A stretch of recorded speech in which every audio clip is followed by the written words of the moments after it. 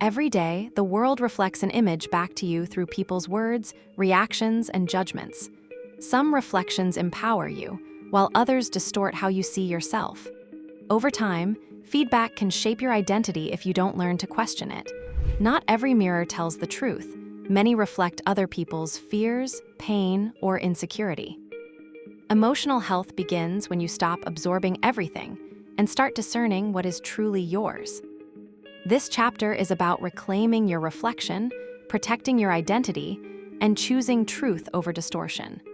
Because real healing starts when you decide that not every voice deserves to define you.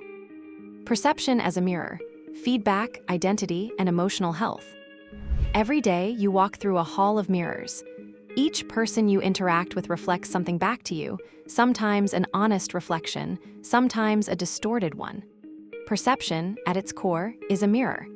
It's how people's reactions, words, and judgments shine back an image of who they think you are.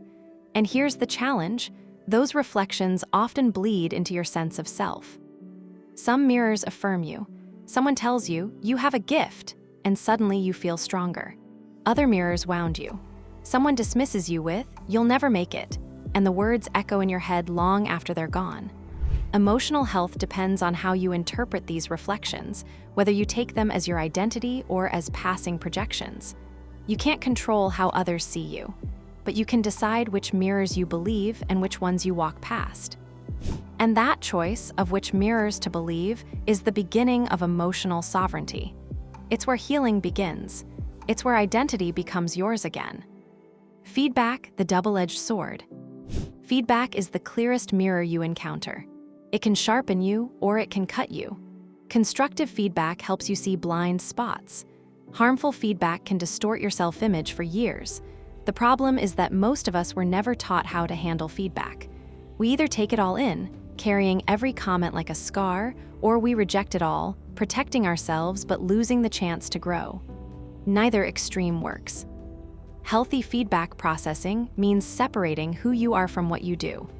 If someone critiques your work, they aren't defining your worth. But when your sense of identity is fragile, criticism feels like an attack on your entire being. That's why building emotional resilience is so essential. Think about the times you've gotten feedback that hurt.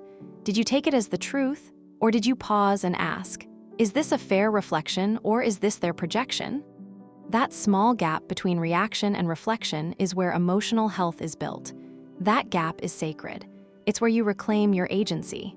It's where you stop absorbing and start discerning. In that space, you're no longer a passive recipient of judgment, you become an active curator of truth. And over time, that practice doesn't just protect your identity, it strengthens it. Projection, when the mirror isn't about you.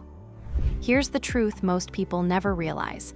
Much of the feedback you receive isn't about you, it's about the person giving it. People project their insecurities, fears, and frustrations onto others. A boss who calls you too ambitious may be scared of their own stagnation. A friend who says, you're too sensitive, may be avoiding their own emotional wounds, or simply may not have the same emotional depth or empathy to understand others. This doesn't mean you should dismiss everything people say, but it does mean you must filter it. Ask yourself, does this feedback actually help me grow? Is it grounded in truth or in their personal fear?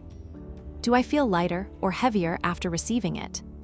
Projection is powerful because it feels real in the moment, but if you absorb projections uncritically, you end up carrying other people's baggage. Emotional health means learning to leave that weight at the door. Identity and the feedback loop. Identity is shaped by mirrors. From childhood, you've been absorbing reflections. You're smart, you're lazy, you're beautiful, you're not good enough. These messages formed the backbone of how you see yourself. The danger is when identity gets tied too tightly to external feedback. If your sense of worth rises and falls with approval, you live like a puppet pulled by invisible strings. One compliment makes you soar. One critique makes you collapse. But if you anchor your identity internally, you can hold feedback at arm's length. You can hear it, learn from it, and even apply it without letting it define your core. Think of it like weather. Rain can soak you if you're unprepared, but with the right clothing, you stay dry. Emotional health means building the inner shelter strong enough to withstand the storms of feedback. The cost of distorted mirrors. What happens when you don't question the mirrors? Distorted perceptions can warp your life. A teacher who once told you, "You're not creative," may have shut down your artistic side for decades. A partner who mocked your dreams may have convinced you to abandon them. Distorted mirrors create false identities. You start to live not as yourself, but as the image projected onto you. That's how small-mindedness spreads. People pass their wounds along like second-hand smoke, choking the air of those around them. The cost is a heavy loss of potential, broken confidence, and emotional exhaustion. But once you realize the distortion, you can choose to step away from it. You can rebuild your identity on truth, not projection. Emotional health, reclaiming your reflection. Emotional health doesn't mean ignoring feedback. It means reclaiming your reflection. It's the ability to say, "I hear what you're saying, but I decide what sticks." This requires 3 practices. 1. Discernment, separating useful truth from harmful projection. 2. Boundaries, limiting your exposure to mirrors that consistently distort you. 3. Inner anchoring, grounding your identity in values, not opinions. When you practice these, feedback becomes fuel instead of poison. You stop being at the mercy of external voices and start building from within. And that's the shift, from absorption to authorship. You stop living through borrowed reflections and start shaping your own. Emotional health isn't just protection, it's creation. It's the quiet courage to say, "This is who I am, even if the mirror disagrees." The balance, reflection, and resistance. The goal isn't to ignore every mirror. If you reject all feedback, you stunt your growth. But if you absorb everything, you lose yourself. The balance lies in reflection and resistance. Reflect on what feels true, resist what feels distorted. Think of perception as information, not definition. Feedback can highlight blind spots. Projection can reveal what someone else is wrestling with. Identity is the filter that decides what you keep. Has someone's opinion or feedback ever made you question who you are, only for you to later realize it was never the truth, just their projection? Drop it in the comments.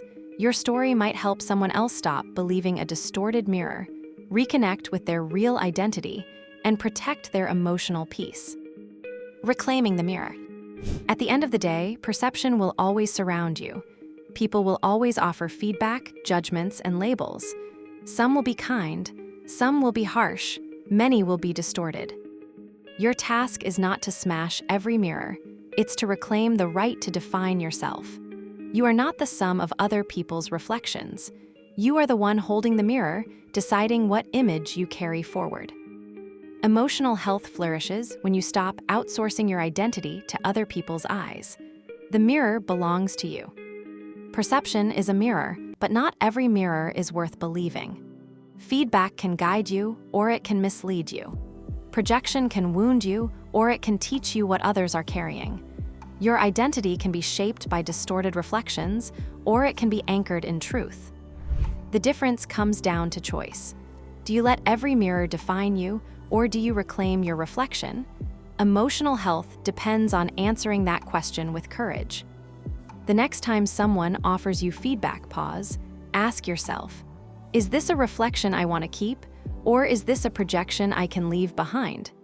That simple act may be the most powerful step toward protecting your identity and healing your emotional life. Each morning, before the world holds up its mirrors, hold up your own. Ask yourself, what truth do I carry, and what distortion am I ready to release? Then ask, what new reflection am I ready to invite into my life? Not every mirror deserves your gaze. Not every voice deserves your echo. The mirror belongs to you. Use it with intention. Use it with care. Remember this, not every reflection is the truth. Some people see you through their wounds, their fear, or their limitations. If you keep absorbing every opinion, you'll lose yourself in mirrors that were never meant to define you. Emotional health begins when you learn to pause, discern, and choose which voices deserve a place inside you. Protect your identity, hold onto what is true, and walk away from what keeps distorting your reflection. If you feel trapped in patterns, environments, or beliefs that quietly shrink you, and you know you're meant to outgrow the version of yourself you've been living as. This is about moving from limitation to liberation. And if you're ready to take the full journey, you'll find my book, Breaking Free from the Static Mindset, linked below. It's designed to help you think clearer, grow stronger, and move beyond the limits of your environment, so you can create a life that actually expands with you. Don't just think about this, work through it. The free chapter preview in the description gives you real depth and guidance to start moving out of this state. You can download it for free now. Thanks for watching. I'll see you in the next one, and don't forget to subscribe.